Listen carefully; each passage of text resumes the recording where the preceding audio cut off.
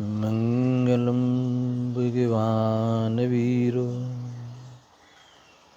मंगलम गौतम घणी मंगलम कुंद कुंदार्य जैन धर्मस्तु मंगलम सर्वमंगल मांगल्यम सर्वकल्याणकारकं प्रधानं सर्वधर्माणां जैनं जयितुं शासिनं जैनं जयितुं शासिनं नमस्मै साराय स्वानुभूत्या चकाशते चित्से भावाय भावाय सर्वे भावान्तरच्छिदे आत्मरूपयन्तं मयद्भूत यालखे भवसिन्धुतरो आत्मरूप।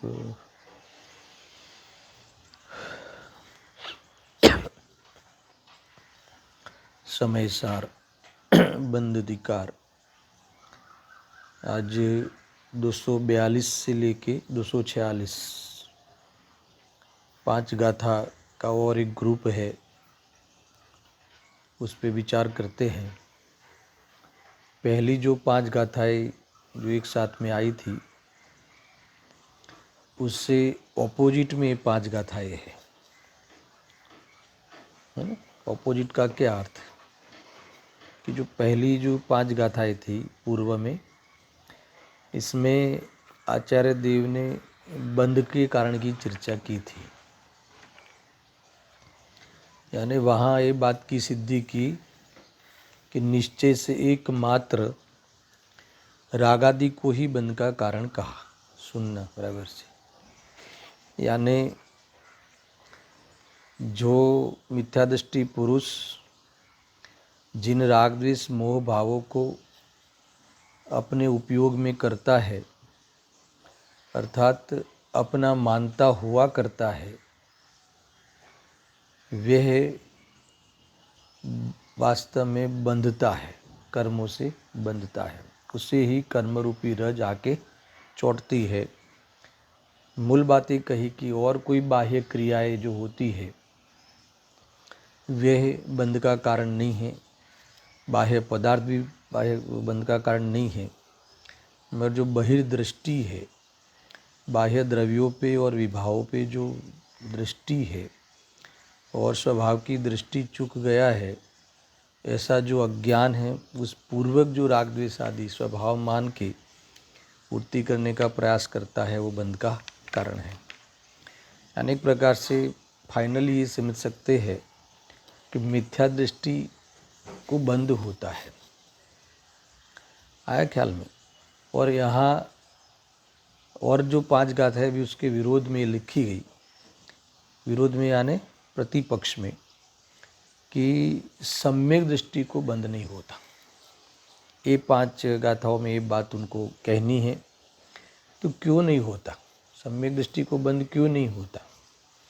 यानी वही कार्यों में दिखता है, जो मिथ्या दृष्टि दिखता है वही कार्यों में वो दिखता है ना। खाता हुआ, पीता हुआ, 5 पाप रूप प्रवृत्ति में अपनी भूमिका के अनुसार वो क्रियाओं में दिखता है, अनेक सामग्रियों के बीच में दिखता है, और शुभ भाव वाला पोर्शन लेवे तो उसमें भी पूजा पाठ आदि करता हुआ दिखता है, सब दिखता है ना उस क्रियाओं में। तो फिर उसको बंध क्यों नहीं होता, पाप पुण्य का बंध क्यों नहीं होता? तो यहाँ कहते हैं कि सम्यक दृष्टि उपयोग में रागादि नहीं करता। सुनना क्यों नहीं होता इसका जवाब, यानी यहाँ ये बात ध्यान में रखना कि अनंतानुबंधी मिथ्यात्व सहित जो बंध होता है वो वाला बंध नहीं होता। जो 41 प्रकृति का बंध का अभाव हो जाता है चतुर्थ गुण स्थान में, है ना। बंध विच्छुत्ति कही तो यहाँ कहते हैं कि सम्यक दृष्टि को ये बंद क्यों नहीं होता, कुछ फर्क तो पड़ा नहीं। अभी मान लो कि हमारे में से कोई फिलहाल तुरंत कोई शुद्धोपयोग करके प्रतीति को सम्यक कर लेवे,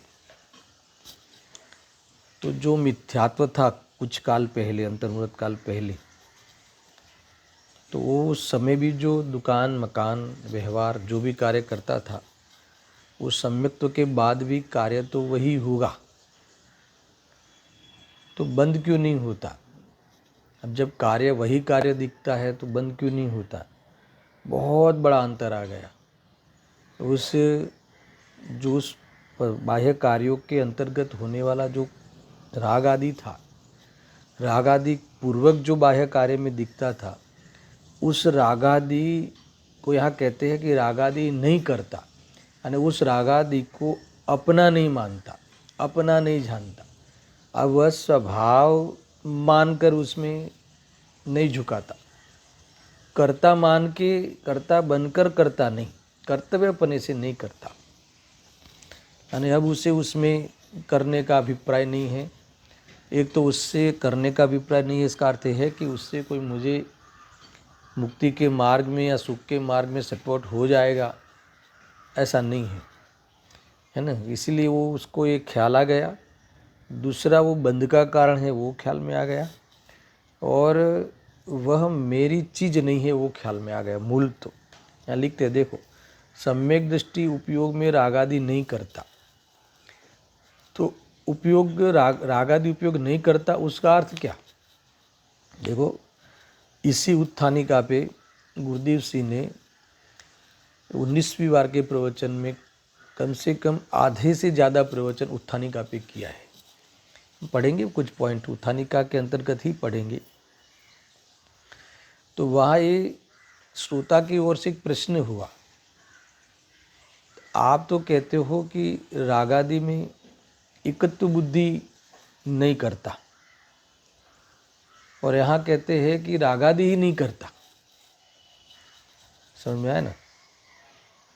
तो क्या रागादि नहीं करता, इसका अर्थ है कि कर्तव्य बुद्धिपूर्वक नहीं करता, एकत्व बुद्धिपूर्वक नहीं करता, अर्थात रागादि का नहीं करना, रागादि नहीं करता, उसका अर्थ ये है कि रागादि से अपने को भिन्न जानता है। इसमें ही लिखा है उत्थानिका में, देखो, सम्यक दृष्टि उपयोग में रागादि नहीं करता, यानी क्या, उपयोग का और रागादि का भेद जानकर रागादि का स्वामी नहीं होता, इसका नाम नहीं करता।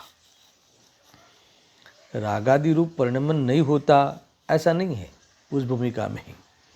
रागादि रूप परिणमन ही नहीं होने वाला जो स्टेज है, वो तो शुद्धोपयोग जो निरंतर रहता है 7वें से लेकर, फिर वहाँ बुद्धिपूर्वक का राग नहीं रहता, फिर 12वें से तो राग ही नहीं रहता, 11वें 12वें से तो वो अलग स्टेज है कि परिणाम में भी राग का नहीं रहना, वो अलग बात है। पर उसके नीचे की जो परिस्थिति है, जो स्टेज है, उसमें एकत्व बुद्धिपूर्वक का राग नहीं रहता, कि जो संसार का मूળ છે, બળદેવ કે સંસારનું જે મૂળિયું છે એ ન રહ્યું, એટલે સંસાર જ ન રહ્યો એમ કહેવામાં આવે છે। है ना। कोई पेड़ को आप जड़ से उखाड़ दो, भले वो 15-20 दिन महीना हरा भरा रहे, मगर जड़ से उखाड़ दो तो अभी वो पेड़ नहीं रहा, वो बात कह सकते हैं ना, इस प्रकार से। देखो, सम्यक दृष्टि उपयोग में रागादि नहीं करता, उसका क्या अर्थ दिया उत्थानिका में, उपयोग का और रागादि का भेद जानकर रागादि का स्वामी नहीं होता, है ना। ये मूल ये है, इसका नाम है कि रागादि को नहीं करता। भिन्न जानना ही नहीं करना है, और उसे अभिन्न जानना वो ही करना है। उसको अभिन्न जानना, रागादि को अपने स्वभाव मानना, उसका नाम उपयोग में रागादि का करना है। और अपने से भिन्न जानना, जानने के स्वभाव को जानना, समझ में आया ना, जानने के स्वभाव के द्वारा उससे अपने को भिन्न जानना, उसका नाम क्या है, ये कि उसने उस रागादि का कर्ता अपने को नहीं माना, उसका नाम है कि उसको अकर्ता स्वभाव का वेदन आया। ये टोन है इसमें, है ना। इसीलिए उसे पूर्वोक्त चेष्टा से बंद नहीं होता। पूर्वोक्त यानी जो पूर्व की 5 गाथाओं में जो चेष्टा कही, उस मिथ्या दृष्टि के वो सारी चेष्टाएं यहाँ होने पर भी उसे बंद नहीं होता। क्यों? क्योंकि उपादेय बुद्धि पूर्वक उस राग के साथ संबंध ही नहीं रखता, उस पर दृष्टि नहीं है। इसीलिए वहाँ जो अल्प राग के कारण होने वाली क्रियाएं है ना, उसमें कोई बंध, अल्प बंध को गौण करके कहते हैं कि इससे बंध नहीं होता। संसार नहीं बढ़ता ना भाई, संसार का विकास नहीं होता, भाव नहीं बढ़ते, घटते ही घटते हैं अब तो। इसीलिए यहाँ कहते हैं कि बंध नहीं होता। देखो आप इसी उत्थानिका गाथा पाठ करने से पहले उत्थानिका पे ही जो गुरुदेव जी ने प्रवचन किए हैं उसके कुछ अंश देखते हैं।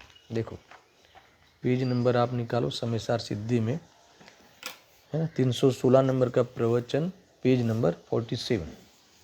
ठीक है, देखो इसमें भी इन्होंने शुरू में आगे की 5 गाथाओं का थोड़ा अनुसंधान भी किया है और बाद में हर पैराग्राफ में सम्यक दृष्टि उपयोग में रागादि करतो नहीं, इसीलिए है ने बंधता नहीं है।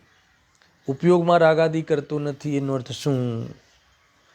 એનો અર્થ એ છે કે ઉપયોગને પોતાનાથી, ઉપયોગને રાગાદિથી ભિન્ન જાણે છે, રાગાદિને પોતાનાથી भिन्न जाने છે, उपयोगने પોતાનો स्वभाव अनुभव करतो। बहुत बड़ी बात है भाई, है ना। स्वभाव उपयोग लक्षण के द्वारा पर से भिन्न अपने को चैतन्य स्वरूप जो दृष्टि में लीधो, ज्યાં ये चैतन्य स्वरूप ने दृष्टि में लीधो, यानी उस चैतन्य स्वरूप को मैं हूँ ऐसा अनुभव आया, इस प्रकार की दृष्टि हुई, तो जो चैतन्य का अंश नहीं है, चैतन्य से विरोधी स्वभाव है, समझ में आया ना, कि जो मोह का चिन्ह है, ऐसे राग द्वेष आदि भाव, सारे भावों के प्रति जो दुख का कारण है, इसको एक समय के लिए भी अपना अनुभव कैसे करेगा? और एक समय के लिए भी जब अपना अनुभव नहीं करता तो उस रागादि भाव को कर्तव्य बुद्धि से कैसे करेगा? अर्थात इसमें मुझे कोई लाभ मानता हुआ कैसे करेगा? और जब लाभ मानता हुआ नहीं करेगा तो उसने कहाँ किया? समझ में आया ना। तो बाहर में जो दिखता है किया करके, वो तो दुनिया को दिखता है, वास्तव में इसने तो करने के लिए तो किया ही नहीं है ना। वो रागादि भाव को भी कोई स्वभाव दृष्टि से तो किया ही नहीं है, इसीलिए वास्तव में वो करता नहीं है, इसीलिए वो बंधता नहीं है, इसीलिए उसे बंध होता नहीं है। एक ध्यान रखना, अनंतानुबंधी का बंध होता, मिथ्यात्व और अनंतानुबंधी का बंध होता नहीं है। बहुत बड़ी बात है ना। प्रकृति गिनावे तो 41 प्रकृति की बंध विचित्ति कही है, वो उनको बंधती ही नहीं। 148 में से 41 प्रकृति का बंध रुक गया और बाकी की जो प्रकृति है वो सब अभी बंध का अभाव को प्राप्त होने लगेगा। तो ये बहुत बड़ी बात है। देखो मैं वहीं से पढ़ता हूँ, गुरुदेव सिंह की जो उत्थानिका में इतनी ताकत लगाई है ना, कितनी बढ़िया उत्थानिका भी लिखी है। देखो बार बार ऐसा लगे कि इसमें कोई माल मिल रहा है ना। सम्यक दृष्टि ने बंद केम नहीं, बात ये चाली रही है ना। ये बात को यहाँ कहने वाले हैं, क्यों नहीं है सम्यक दृष्टि को बंद क्यों नहीं है? ये प्रश्न क्यों आया कि वो सब कुछ करता हुआ दिखाई देता है। 96,000 रानी के बीच में वो राग का प्रकरण है ना, 6 खंड जीतने के लिए युद्ध के मैदान पर वो द्वेष का प्रकरण, राग और द्वेष का प्रसंग, और आप कह रहे हो कि वो उसको बंद नहीं होता। समझ में आया कि नहीं? और प्रवचनों में तो ये 8वीं बार के, अपने 18वीं बार के प्रवचन में वो भी पढ़ेंगे, उसमें तो ऐसी ताकत लगाई कि वो मुनि अज्ञानी मुनि बन जाए, 28 मूल गुण का निरतिचार पालन करे, सुनना है ना, एरिया समिति आदि को बराबर यत्नाचार पूर्वक पाले। समझ में आया ना। फिर भी आत्मभान नहीं होने से, चेतन और अचेतन का भेद नहीं होने से, जड़ की क्रिया और ज्ञान की क्रिया का भेद नहीं होने से, राग और स्वभाव, विभाव और स्वभाव का है ना भेद नहीं खबर होने से, समझ में आया ना, उस जड़ की क्रिया का स्वामी और उस जिस निमित्त से अथवा जिस भाव के कारण होता है उस भाव को स्वभाव रूप से स्वामी मानता हुआ प्रवर्तन करता है तो उसे अनंत बंध हर पर्याय में वो सब भावलिंगी सत का जो बाह्य जीवन होता है ऐसा होने पर भी वो बंधता है। समझ में आया कि नहीं? गजब है। और सम्यक दृष्टि को बंद नहीं होता। 96,000 रानी के बीच में खड़ा है फिर भी बंद नहीं होता, तो ये अनंत संसार का बंद नहीं होता। अल्प बंद को गौण करके कहा है, वो बात तुम खास ध्यान रखना, नहीं तो गड़बड़ होगी, है ना। इसीलिए उसे बंद नहीं होता। જુદું જાણે છે ને, જે ક્રિયા બારમાં થાય છે, જે બારમાં સંયોગો પદ મળે છે, उस पद को अपद मानता है। बाहर में जो 63 सला का पुरुष जो पद है, बड़े बड़े पुण्य के फल है, वो सब मिलने पर भी एक क्षण के लिए भी सपन में भी, है ना, मैं चक्रवर्ती हूँ ऐसा अनुभव नहीं आता, है ना, मैं नारायण हूँ ऐसा अनुभव नहीं आता, मैं बलभद्र हूँ ऐसा अनुभव नहीं आता, मैं गायक हूँ ऐसा अनुभव आता है। और ये बलभद्र आदि जो स्वांग है वह पुद्गल का स्वांग है, उसका अभेदपना वो पुद्गल का नाच है, पुद्गल का ही परिणमन है, और मेरे ज्ञान में वो ज्ञेय मात्र है ऐसा अनुभव करते हुए, यानी जरा भी एक समय के लिए भी उस पे दृष्टि ही नहीं। जब मेरी चीज़ ही नहीं है इसका नाम दृष्टि नहीं। समझ में आया कि नहीं?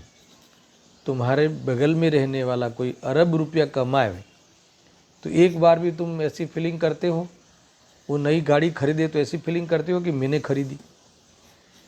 क्यों नहीं करते? क्योंकि वो मेरी चीज़ ही नहीं है, मेरा अधिकार भी नहीं आता। समझ में आया कि नहीं? तो कौन सा पड़ोसी की बात है यहाँ? कौन से पड़ोसी है ना?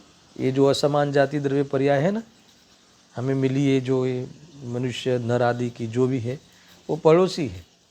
अब उसके सहयोग में कोई कार आ जावे, है ना, तो जैसे तुम ये पड़ोस में, बाह्य पड़ोस में जो है उसमें अनुभव नहीं करते तो इसमें अनुभव कैसे करते हो? ये भी तो पड़ोस है। पड़ोस है ऐसा भान नहीं होने से, ऐसा विवेक नहीं होने से सब गड़बड़ होती। बहुत सिंपल है भाई ये तो, है ना। वेद ज्ञान इतना सरल है और इतना सहज है, फिर भी वह मोह के कारण उस पर ध्यान नहीं करता। अगर एक बार वहाँ ध्यान चले जाए तो हर उदयों में मुक्त अनुभव करे। इतना अद्भुत मार्ग है, बहुत सरल है ये अध्यात्म। समझ आया कि नहीं? सम्यक दृष्टि को रस नहीं ना भाई। बाहर में जो चीज़ प्रसंग होते हैं, वो बड़े बड़े भोजन, वो चक्रवर्ती के भोजन की जब चर्चा करे गुरुदेव श्री, है ना, वो 363 रसोई, एक दिन का भोजन तैयार करे, 363 दिन से तैयारी करे और एक दिन का भोजन होवे तो 363 इंटू 363 इतनी रसोई रहते होंगे, हर नए नए आवे ना। तो क्या लगता होगा कि मेरे भोजन के ठाठ बहुत बढ़िया है, सूखी है, रस नहीं आता, रस नहीं ना उसमें। समझ में आया कि नहीं? देखो, इसीलिए कि वहाँ मैसूर आदि है मान लो, तो मैसूर में सुख है नहीं है ना, तो फिर कैसे आएगा? मैसूर में जब सुख है ही नहीं तो आएगा कैसे? वो माने कोई अज्ञानी कि इसमें से सुख आता है, ऐसा माने। अब ऐसा माने इसका तो क्या हो सकता है? तो इसका कुछ नहीं हो सकता, उसका तो दुखी होना है ना? मानने के लिए स्वतंत्र है मगर सुख आने के लिए कुछ नहीं है। क्या कहा? मैसूर में से सुख आने के लिए कुछ नहीं है, क्योंकि है ही नहीं, वो है ही नहीं, और इसीलिए वो अनुभव करता ही नहीं कि इसमें से सुख आता है। ऐसा लगता है, किसी को लगता है ना, लगता है वही अज्ञान है। तो ऐसा लगता है इसका क्या होवे? तो कि इसका कुछ नहीं हो सकता इस दुनिया में। ऐसा लगने को तो क्या होवे? तुम्हें लगता है तो लगता है तो क्या होगा? इससे दुखी होगा जी, उसका और कुछ नहीं हो सकता। ये थोड़ा सा भी बड़े बड़े लोगों को ऐसा लगता है कि धन में सुख है, भोजन में सुख है, तो थोड़ा सा तो बुद्धिशाली लोग हैं ना, बड़े बड़े लोग, बड़े बड़े पढ़े हुए लोग, लौकिक में डॉक्टर इंजीनियर जो भी हो, वो लोग कहते हैं कि इसमें ये है, उसमें ये है, इससे जीवन है, तो थोड़ा कुछ तो अरे उनको लगता है मगर है नहीं, और उसका कुछ नहीं हो सकता दुख के अलावा। ऐसा लगने वाला मोह छोड़ देवे ऐसा तो हो सकता है, मगर उसी में से सुख आ जाए इसमें कुछ नहीं हो सकता, क्योंकि है ही नहीं। समझ में आया दर्शन? ये तो एक उदाहरण दिया, ऐसा हर जगह लगाओ, व्यापार में, बाहर में, उदयों में मिलने वाली प्रॉपर्टी में, जो भी सुख है ही नहीं तो आएगा कहाँ से? समझ में आया ना? ये तो उपयोग को हम बांधते हैं, ये बंधन का अनुभव है, ज्ञानी उसमें बंधन का अनुभव करते हैं, प्रॉपर्टी में नहीं। ये राग आया उसमें बंधन का अनुभव करते हैं, और ये बंधन का अनुभव करते हैं इसीलिए उसका अंत आने का चांस है, नहीं तो अंत ही नहीं आएगा। क्योंकि जो जो जेल को घर मान लेवे वो मुक्ति का उपाय करेगा, जेल से छूटने का उपाय करेगा, है ना? भोजन मिलता है जेल में, समझ में आया कि नहीं? वो सब 26 जनवरी, ये सब जनवरी में सब कार्यक्रम में भी भाग लेते हैं, तो यही तो बस हमारा घर है, तो वो छूटने का प्रयास करेगा। अभी देखो ये मेन है, हम छूटने के जो कारण है, ये सम्यक दर्शन है, उस सम्यक दर्शन पे रिझते नहीं, प्रकट करने का उपाय करते नहीं। यहाँ कहते हैं कि सम्यक दृष्टि को बंद होता नहीं, वो उसको ये सब पता है कि भिन्न भिन्न उसके उसमें सुख भाषित ही नहीं होता है ना, तो करता क्यों है? समझ में आया कि नहीं? तो देखो एक बात ये है कि वो परिणाम आया है, दूसरा एक जवाब मिलता है कि वो कमजोरी है, अभी पूर्ण रूप से स्वरूप में डूबने का पुरुषार्थ नहीं चल रहा है, तो अपनी भूमिका के अनुसार शुभ अशुभ भाव में दिखेगा, चतुर्थ आदि गुणस्थान में पंचम आदि, छठे से तो अशुभ में दिखेगा नहीं। समझ में आया ना? तो वो वहाँ आता है तो समझ लो कि जैसे कोई मरीज डॉक्टर के पास जाता है ना, ऐसे भावपूर्वक आता है, निपटने आता है, समझ लो। समझ में आया कि नहीं? निपटने के लिए आता है, ऐसा समझ लो। इसमें एक बार उदाहरण देता हूँ कि कई बार कि मान लो कि कहीं हमने भोजन के लिए गए, सुनना दर्शन, तो वहाँ कोई सब्जी परोसे, और उस दिन जो सब्जी ऐसी बनी हो कि जो हमें नहीं भाती, उसने परोस दी जो रूटीन में, तो हम क्या करते हैं कि जो नई चीज़ भाती है ना, भाती नहीं तो हम फटाफट उसको पहले पूरा कर देते हैं, तो सामने वाले को क्या लगे कि इसको अच्छा लगा है और दे दो। अच्छा इसको भाई है कि नहीं भाई है? अच्छा दिखता क्या है? बाहर देखने वाले को क्या दिखेगा कि यार कितनी, पहले इन्होंने यही ख़त्म किया, सेवन कर लिया, इसका अर्थ बहुत भाई है, मगर इसको भाई नहीं है, ये तो निपटने का प्रोग्राम है, ऐसा होता है। इसीलिए निपटते हैं, इस झंझट से बाहर निकलते हैं। एक निपटने का मुख्य उपाय तो स्वरूप में रहकर है, स्वरूप में रहकर ही निपटना ही सच्चा उपाय है। फिर भी बाह्य निमित्त नैमित्तिक प्रसंगों में वहाँ से कैसे गुजर जाए, है ना, ये भी बाह्य उपाय दिखता है, कैसे इसको संपन्न करके, है ना, निपट लेवे, फ्री हो जावे, ऐसा भी ज्ञानियों को परिणाम होता है। और वो बाह्य उपाय है, फिर भी उसको वो कोई उपाय नहीं मान लेता। और ऐसा भी है कि कषाय सहन नहीं होती, इसलिए वहाँ प्रवृत्ति में दिखता है, मगर उसको वो कर्तव्य रूप से नहीं मानता, इसीलिए उसको ये तो छूटने रूप है। समझ आया? निर्जाधिकार में तो बहुत चर्चा चली, बहुत। समझ में आया कि नहीं? कि जैसे कोई दवाई लेने के लिए जाते हैं डॉक्टर के पास, अथवा दवाई सेवन करते हैं, तो परवस्था से करते हैं, स्वावस्था से नहीं करते। यानी अपनी मर्जी है इसमें, हमें इसमें खुशी है, इस रूप से कोई दवाई लेता है क्या? है ना? कोई बीमार नहीं हो तो भी चलो नहीं, अपनी घर की दुकान है, घर के डॉक्टर है, तो हम सुबह सुबह जाके एक डोज एक दवाई ले लेनी चाहिए, ऐसा कोई करता है क्या? कितनी मजबूरी होती है तब वहाँ दिखता है वो। समझ में आया कि नहीं? तो ऐसी मजबूरी वाला काम ज्ञानी के दिखता है, इसका नाम ही कमजोरी है। मगर ये इसलिए मेरे बात को, है ना, शायद आप भूल गए हो, निजाधिकार में तो बहुत पेट खोला था इस ऐसे विषयों का, आचार्य नहीं खोला है, गुरुदेव सिंह ने बहुत खुलासा वहाँ किया था। यहाँ ये कहते हैं कि वास्तव में जो सम्यक दृष्टि है ना, ये इसको लेना है ना, उपयोगમાં રાગાદી કરતો નથી। इसका अर्थ यही है कि जुदा जानता है। अब मैं गुरुदेव सिंह के प्रवचन से प्रारंभ करता हूँ। देखो, इन्होंने उत्थानिका में भी पहले पूर्व की गाथाओं को थोड़ा किया है। સમયસાર પહેલી 5 ગાથા પૂરી થઈ ગઈ। આ વાત છે ને, છેલ્લું આવી ગયું ને એક લીટીમાં। શું આવી ગયું? એક લીટીમાં સારી વાત કહી દી ને।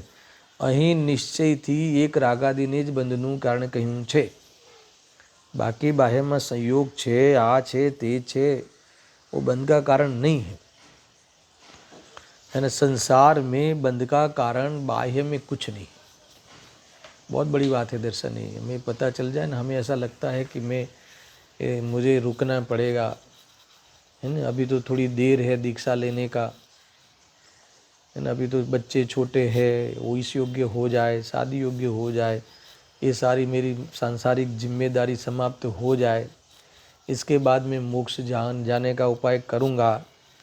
तो यहाँ कहते हैं कि तू इसके लिए बंधा ही नहीं है, तुझे राग है। और राग वैसा कौन सा राग? अज्ञान पूर्वक का, कि ये मेरा कर्तव्य है, मेरे बिना कौन करेगा, मेरी ड्यूटी है, मैं ही कर सकता हूँ, ये पूरा अज्ञान। और वो करके देखो सारी दुनिया चलती कि नहीं चलती। अगर तुम इस सोच के अनुसार अगर तुम दीक्षा लेने का या तुम धर्म मार्ग में नहीं प्रवेश करते, तो मुझे बताओ कि वो तो एंडलेस है। वो तो ऐसा एक दिन भी नहीं आएगा कि तुम्हें निवृत्ति हो। समझ में आया कि नहीं? ऐसा है। कई बार मैंने मलाड़ के गादी से ये बात कही है। समझ में आया?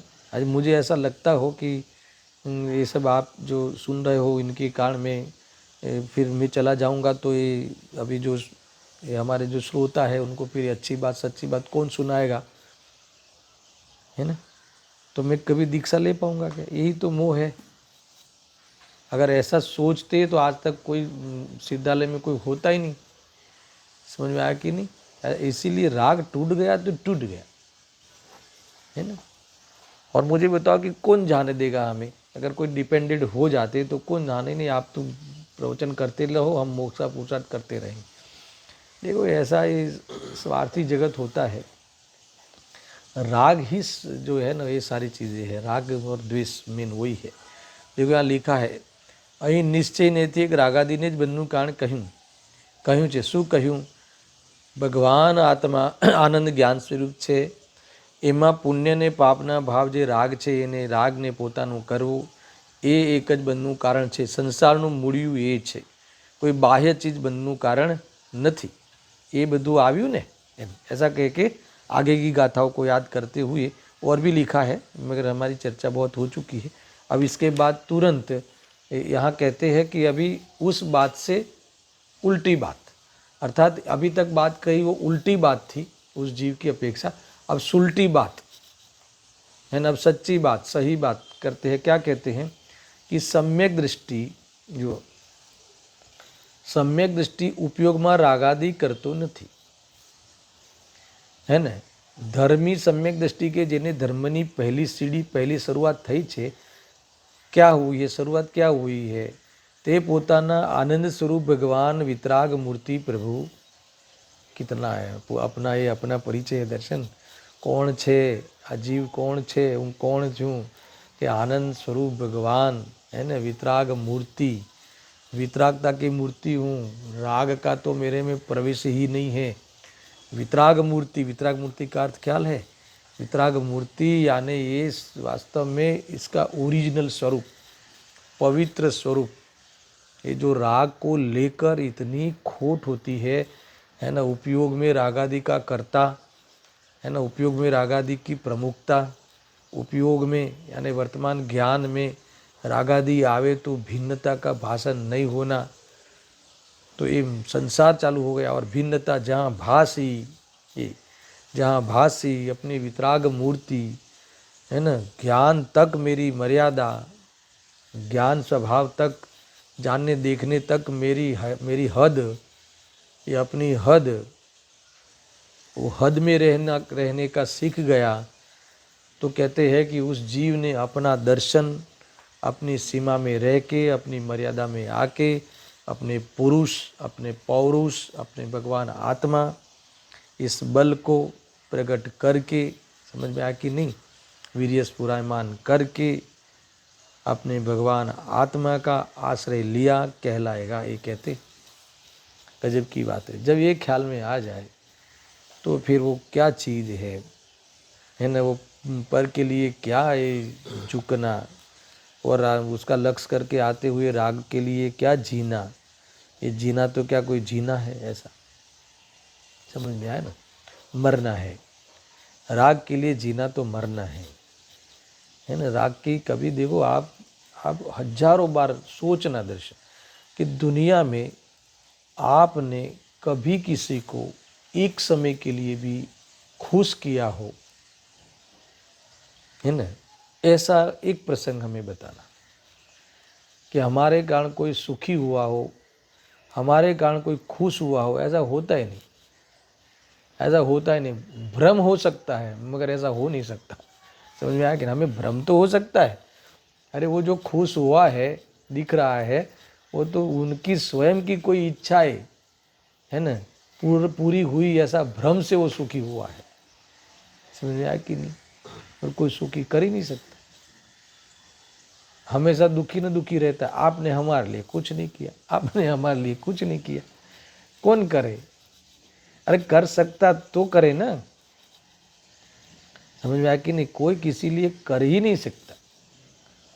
ये है छूटने का मार्ग, ये है छूटा हुआ मार्ग। वो ख्याल में आ जाए तो वह वास्तव में छूटा हुआ अनुभव करे, नहीं तो बंधा हुआ अनुभव करे। आपने ये किया, आपने वो किया, आपने हमारे लिए कुछ नहीं किया। कभी तो शराब पी है ना इसने, तो कभी तो कहा आपने हमारे लिए अच्छा किया, कभी तो कहे कि हमारे लिए आपने बुरा किया। ऐसा है ना, ऐसा है। देखो कोई अच्छा बुरा बाहर में कुछ होता ही नहीं। राग द्वेष बुरा है और वितरागता भली है, बस। वितराग मूर्ति प्रभु, ठीक है ना, वितराग मूर्ति प्रभु। तेना उपयोग नाम परिणामમાં, તેના ઉપયોગ નામ પરિણામમાં એ દયાદાન વ્રત આદि પરિણામ કે અશુभ रागादि भावने पोताना नहीं करतो। ये वितराग मूर्ति जिसने देखा है, उपयोग में ली है ना, स्वपर का भेद विज्ञान वाला जो उपयोग, द्रव्यत्व गुणत्व पर्यायत्व से, है ना, हर वस्तु अपने द्रव्य गुण पर्याय में पाई जाती है। ऐसी परिपूर्ण, ऐसी शुद्ध वस्तु, ऐसी आनंद मूर्ति, आनंदની વાત છે ને, વસ્તુ પૂરી છે, વસ્તુમાં કોઈ खोट નથી। यही वितराग मूर्ति राग करने का कारण नहीं है किसमें, जिसमें स्वभाव में राग होवे ऐसा कोई वहाँ कारण ही नहीं मिलता। विकल्प, राग यानी विकल्प, कोई विकल्प होवे ऐसा स्वरूप में कोई कारण ही नहीं मिलता। ऐसी वितराग निर्विकल्प मूर्ति प्रभु भगवान आत्मा, जेना उपयोग नाम परिणाम, एना ऐसा उपयोग नाम परिणाम, ऐसा देखने वाला उपयोग, इस परिणाम में दयादान व्रत आदि का, ये लिखा देखो कि और अशुभ राग आदि भाव आदि को अपना नहीं मानता, अपना नहीं करता, अर्थात उसमें कुछ भी उसे अपना अंश नहीं अनुभव में आता। राग आदि तो आता है, समझना, जो भोजन आदि के अशुभ भाव तो आते हैं और दयादान व्रत आदि का भी शुभ भाव आता है, मगर ये आया ना उपयोग नाम परिणाम। किसका उपयोग? चैतन्य के अनुसरते हुआ जो उपयोग लक्षण, उसने अपने वितराग मूर्ति, उसने अपने स्वचतुष्टय द्रव्यत्व गुणत्व पर्यात्व लिए हुए अपने स्वरूप को देखा। ऐसे उपयोग परिणाम में इसकी स्वच्छता में झलक, उस उपयोग भूमि में झलकने वाले उस भूमिका के रागादि परिणाम आने पर भी उसमें एकता नहीं करता। क्यों नहीं करता? क्योंकि अब एकता करने लायक अपनी चीज़ उसे प्राप्त हो गई है। क्यों एकता करे, है ना, अपने में एकता करे ना, कि पर में एकता करे। समझ में आया ना, ऐसा है। देखो तुम्हारा बालक है मान लो, उसमें तो तुम अपनापन करोगे, मगर दूसरे का बालक ऐसे ही हो तो उसमें अपनापन करोगे? नहीं करोगे। भ्रम से तुम्हें ऐसा ही दिखा आपने बालक जैसा, तो तुम स्टेज पे वो बालक है, मेरा बालक है, भ्रम से मानकर तुम उसके प्रसंग में खुश होते रहोगे मेरापन मान के। पर जब पता चला कि तुम जो तुम्हारा है वो तो अभी अभी आया ही नहीं है स्टेज पे, अब मुझे बताओ कि जो बालक का तुम डांस देख रहे थे, जो परफॉर्मेंस देख के खुश हो रहे थे, तो अभी ऐसा अनुभव करोगे?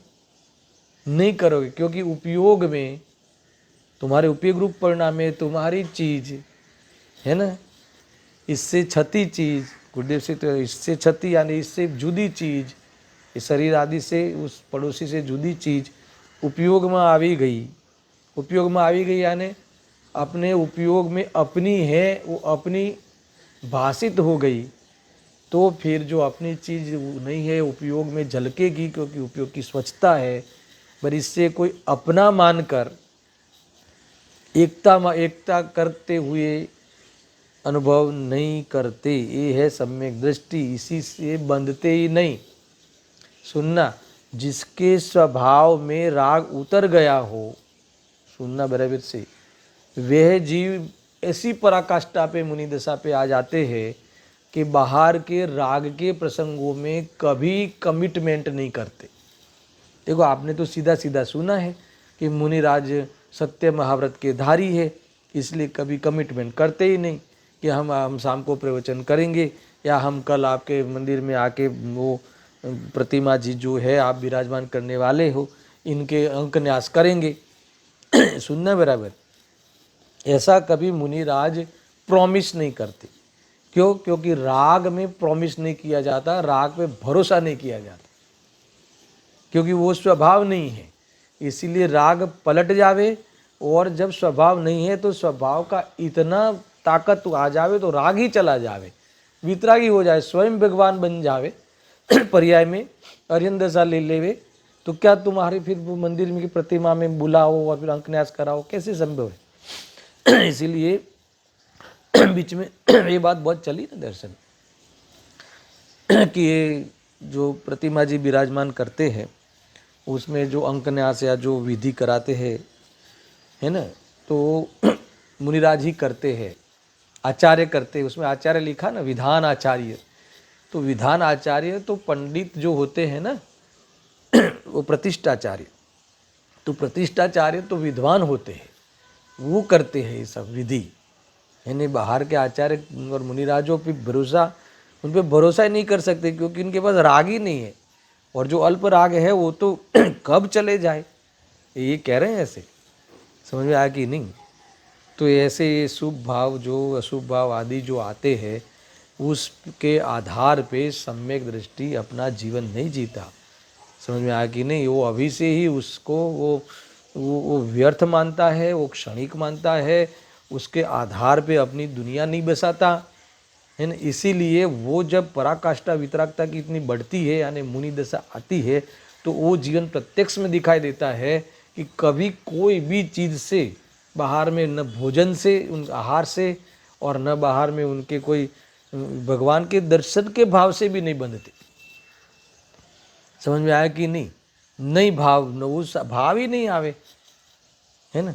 मान लो निकले और पलट गया परिणाम, इतना पतला होता है, तो ऐसे भाव से अपना मूल्यांकन नहीं करते, अपने मिला के अनुभव नहीं करते, तो उसे वो बाह्य जो तपादि व्रतादि भावों से एक समय के लिए भी वो अपने चाहते नहीं, ऐसा कह रहे हैं। देखो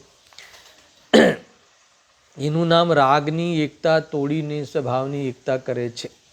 वो जो व्रतादि के, दयादान आदि के व्रतादि के परिणाम और अशुभ पर रागादि भाव जो भी आते हैं, वो पोताना नहीं करतो। कौन? वो ज्ञानी सम्यक दृष्टि। क्यों? क्योंकि तेना उपयोग नाम परिणाम, तेना उपयोग में पोतानी चीज यानी वितराग मूर्ति, आनंद प्रभु, कितना जोरदार आनंद स्वरूप भगवान, वितराग मूर्ति। वितराग मूर्ति का अर्थ क्या है दर्शन? कि जिसमें कोई विकल्प करने का, जिस स्वरूप देखा हमने उस स्वरूप में विकल्प करने का कोई गुंजाइश ही नहीं दिखती, तो फिर कोई अस्थिरता जन्य राग आदि आवे उसमें वो अपनापन कैसे करेंगे? પોતાના કરીને અનુભવ કરતો નથી, है ना। इसका नाम है कि बंधते से कोई मतलब नहीं, आया परिणमा तो भी उससे कोई मतलब नहीं, है ना। इतना इतना छूटा रहता है ये जीव। गजब की बात है भाई, तो आनंद की बात है। देखो यहाँ कहते हैं कि रागनी एकता तोड़ीने स्वभावनी एकता करे છે તે સમ્યક દૃષ્ટિ છે। ગુરુદેવસિંહ કે ઝીણી વાત છે। પ્રભુ અત્યારે જગતને બહુ મુશ્કેલ પડી ગઈ, है ना। ये दया दान ने व्रत भक्ति ने तप करो। અને એક બાત છેડ દી ગુરુદેવસિંહ કહેતે એ તો રાગ છે, તો જેને રાગનો આધાર છે ધર્મ માટે દૃષ્ટિમાં, એને આ વાત બહુ કઠિન લાગે છે। हेलो, इसको कैसे लगे? ऐसी बात है। देखो ये गृहस्थ जीवन में घूमने फिरने का परिणाम राग आता है, और कोई समझावे कि घूमने फिरने में क्या आनंद है, अब वो सामने वाले को अच्छा नहीं लगता। समझ में आया ना। देखो ये है ना अपना कौन सा पद्म नंदी पंचविसंति का चंडानियों का ग्रंथ है ना, तो उसमें गुरुदेव श्री ने है पद्मनंदी पंचविसंति का, तो उसमें गुरुदेव श्री ने शुरू में ही कहा कि नई नई शादी करके कोई आवे, नई नई शादी करके फिर वो आवे मंदिर में आवे, गुरु के पास आवे, मुनिराज के पास दर्शन के लिए आवे। अरे गुरुदेव के पास स्वयं के पास कोई आवे तो गुरुदेव सिंह वहाँ कहते हैं कि भाई तू नवी नवी शादी करीने लग्न करीने આવ્યો છે, परंतु ये બધો अब्रह्म भाव છે। अब उसने दूसरे दिन टिकट कराई हो घूमने की फिरने की, जो कहते हो आप लोग, जो शब्द कहते हो, और फिर इसको ऐसा कहे कि भाई तने न गमे એ વાત જુદી છે, એને હમણાં જ લગ્ન કરીને આવ્યો છે, હજુ તો હાથની મહેંદી દેખાય છે, આવા શબ્દો, એને તને આ વાત ગળે ન ઉતરે, તને ન ગમે,